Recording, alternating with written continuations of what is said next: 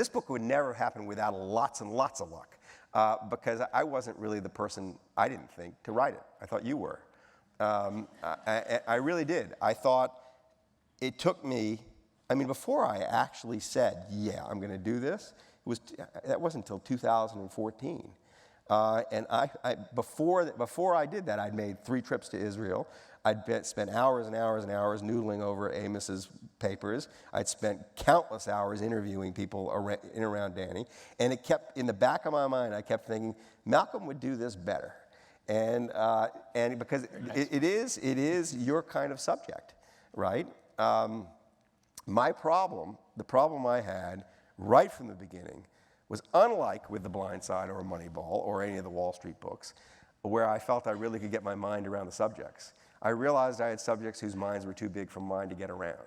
That that I was the B student trying to write about A students, and the Wall Street people and the sports people. Some of those people were themselves A students, but they're operating in very C student-like environments.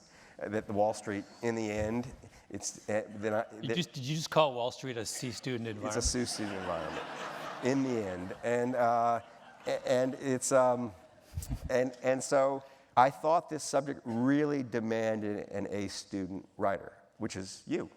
And that you make up to me. No. For all of that. That what you do so well, what you've always done so well, is you've given ideas the qualities of actions on the page. That you can take ideas and make everybody forget you're not writing really about a person. You're writing about an idea. It feels like you're reading about action.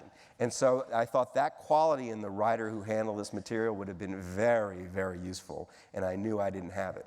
But what you did, I mean, the book, which parenthetically I loved, the truly magical parts are the parts where you're describing the love story between these two men, the intellectual love. I mean, it's more than, it's a non-sexual love story, as you say, and I think in the book.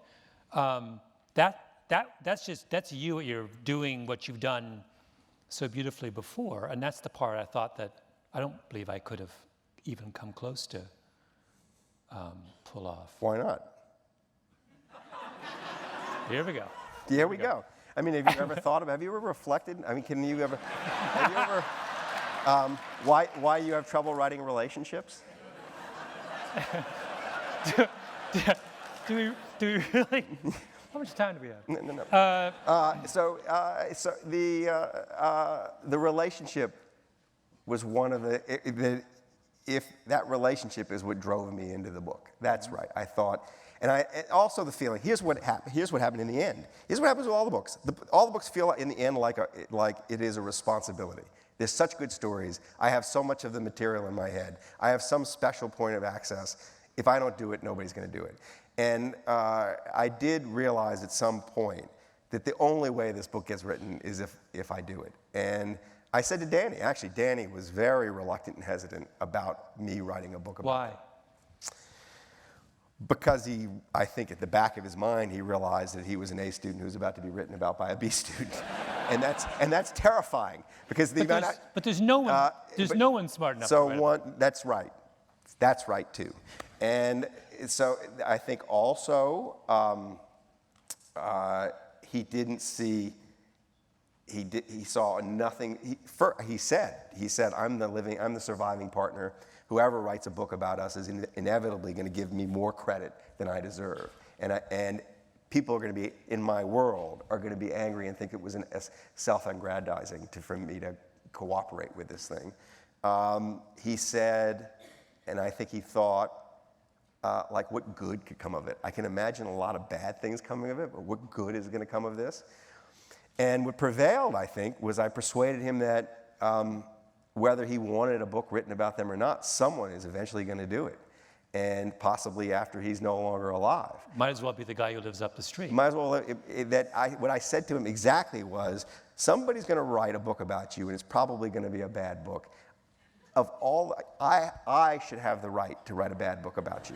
That we've spent all this time together. I know you. You know I'm basically fond of you. That if there's going to be a bad book, I should have a crack at it. And so that was and he really bought that. I mean, that in that I could see. It was like, The sales pitch to Danny was better than anything I did at Solomon Brothers.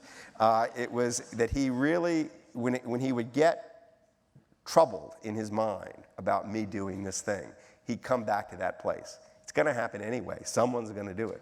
So that was but I really thought that. I thought someone's going to do this, and no one's going to have the stuff that I have. So I ought to do this. I ought to give it a whirl.